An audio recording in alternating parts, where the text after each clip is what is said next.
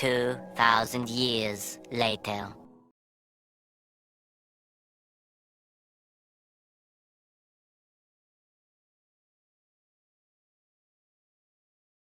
Welcome back to my channel. আমি মিঠু, আমি চলে এসেছি আবারও একটা নতুন ভিডিও নিয়ে। আই হোপ তোমাদের কিন্তু খুব ভালো লাগবে। চলো, ভালো লাগলে একটা লাইক শেয়ার কমেন্ট করতে কেউ ভুলো না।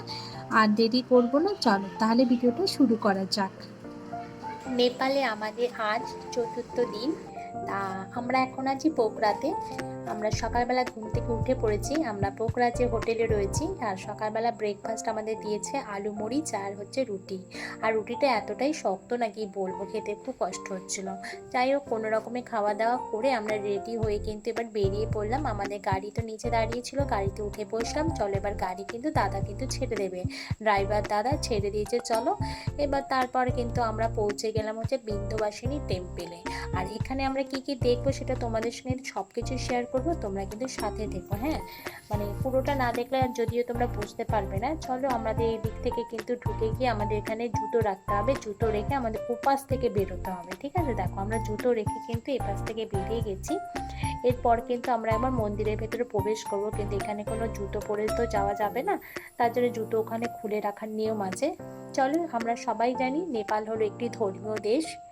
আর এখানে কিন্তু হাজার হাজার ধর্মীয় মন্দিরের মধ্যে কিন্তু এই বিন্দুবাসিনী মন্দিরটা এমন একটা জায়গা করে নিয়েছে, যা নেপালের, মানে তোমরা যদি নেপালে কেউ বেড়াতে আসো, মানে এই তোমাদের মানে বেড়ানোর চার্টের মধ্যে কিন্তু তোমাদের এই বিন্দুবাসিনী মন্দিরটা তোমরা রেখো।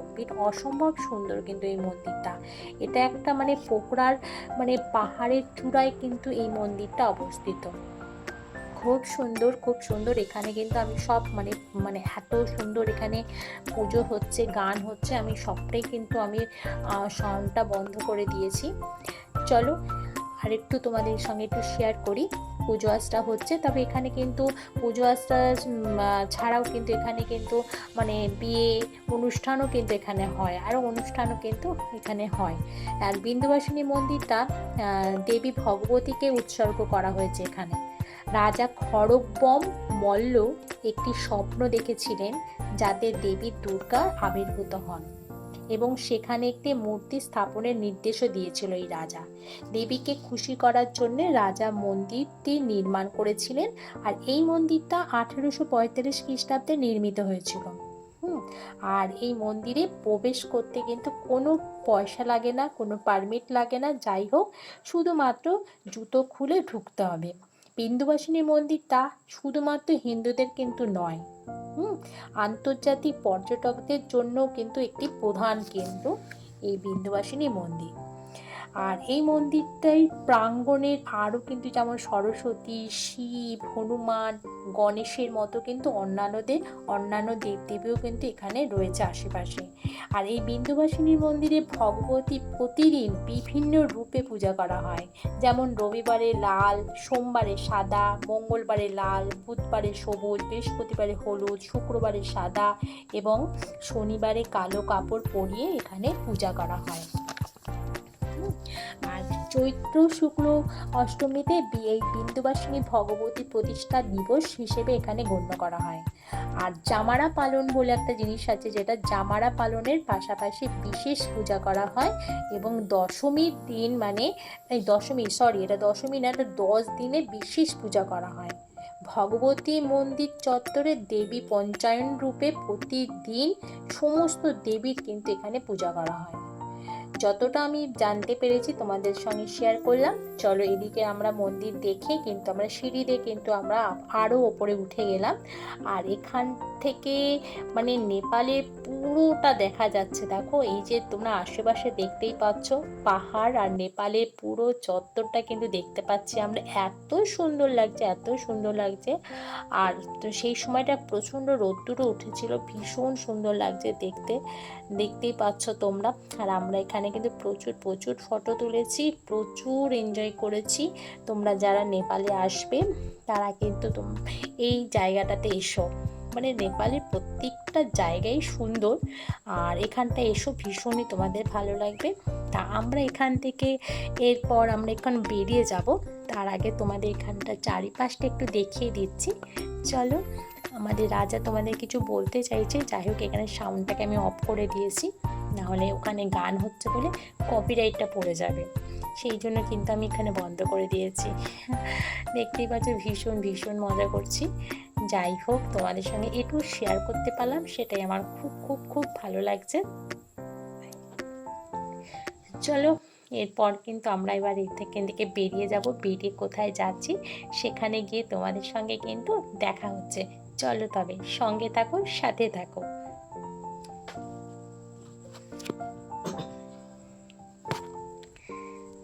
চলো তাহলে এখান থেকে এবার নামা যাক। আর অনেকটা সিঁড়ি আছে জানো তো, এখান থেকে সিঁড়ি দিয়ে এবার নেমে যেতে হবে। চলো এবার আমরা কিন্তু পৌঁছে গেলাম কোথায় বলো তো, মহেন্দ্র কেবে। এই দেখো মহেন্দ্র কেবের গেট দেখতেই পাচ্ছ। এখান থেকে কিন্তু আমাদের ভেতরে প্রবেশ করতে হবে। চলো তাহলে ভেতরে যাওয়া যাক। ভেতরে কি আছে তোমাদের সঙ্গে সবটাই শেয়ার করব। আর মহেন্দ্র কেব মানে তোমরা তো জানছোই, মানে বুঝতেই পারছো, গুহা। আর এই গুহায় ঢুকতে আমার তো ভীষণই ভালো লাগে। আর এখানে কিন্তু টিকিট কাটতে হবে। চলো টিকিট কাটা হয়ে গেছে, আমরা এবার ভেতরে ঢুকে পড়ি। আর ঢুকতেই দেখলাম চারিদিকে সবুজে সবুজ গাছপালা দিয়ে পুরো ঘেরা।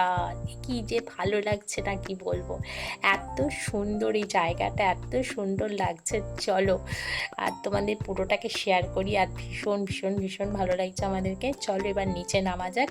মানে এটা কিন্তু পাহাড় থেকে উপর থেকে আরও কিন্তু নিচের দিকে নামতে হবে, অনেকটা নিচে কিন্তু এই গুহাটা। দেখে যতটা না বোঝা যাবে, মানে আসলে বোঝা যাবে। এই দেখো গুহাটা কিন্তু এখান থেকে শুরু। আমরা সবাই জানি মহেন্দ্র কেব একটি গুহা। আর এই গুহাটা হচ্ছে 1950 দশকে পোখরার রাখালরা আবিষ্কার করেছিল।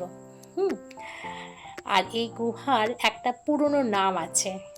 এই পুরনো নামটা হচ্ছে আধেরো ভবন, যার অর্থ হলো অন্ধকার বাসস্থান। গুহার ভেতর আমরা জানি সবাই যে খুবই অন্ধকার। আর রাজার মহেন্দ্র আনুষ্ঠানিকভাবে উদ্বোধন করার পর কিন্তু এই গুহাটাই নামকরণ করা হয়েছে মহেন্দ্র। আগে কিন্তু ছিল আধেরো ভবন। রাজকীয় পরিদর্শনের পর এই গুহাটার দ্রুত আর কি খুব তাড়াতাড়ি দ্রুত আকর্ষণ লাভ করেছিল আর কি।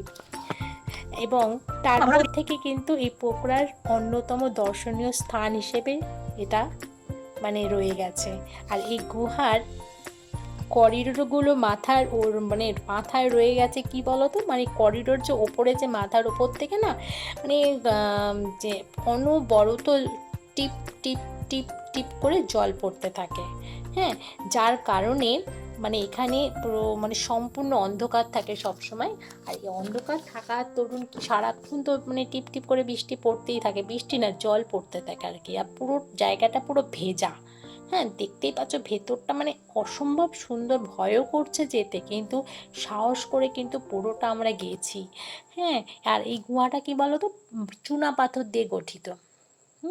আর ভেতরে কিন্তু কোনো মানে সব কৃত্রিম আলো এখানে। আর মাঝে মাঝে কিন্তু ঠাকুরের পুজো হচ্ছে ওখানে। কৃত্রিম আলো রয়েছে, আর মাঝে মাঝে পুজো হচ্ছে।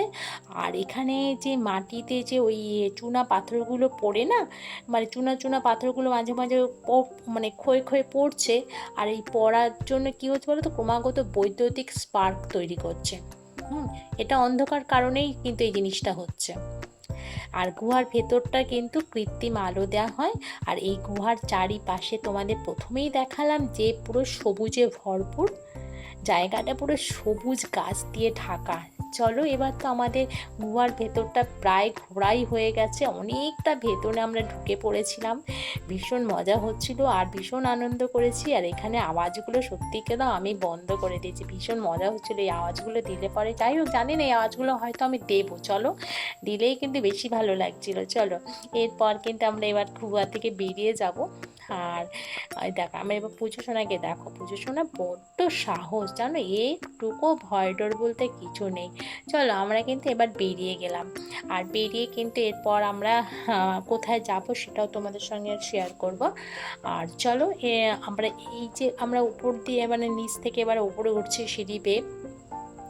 আর ওপর থেকে তোমাদের দেখো গুহাটা দেখাচ্ছে, ওই নিচে দেখো আরও সবাই কিন্তু যাচ্ছে ভেতরে। আমরা তো গিয়ে আবার ফেরত চলে এলাম। এবার কিন্তু কত লোক যাচ্ছে দেখো, থরে থরে লোক যাচ্ছে।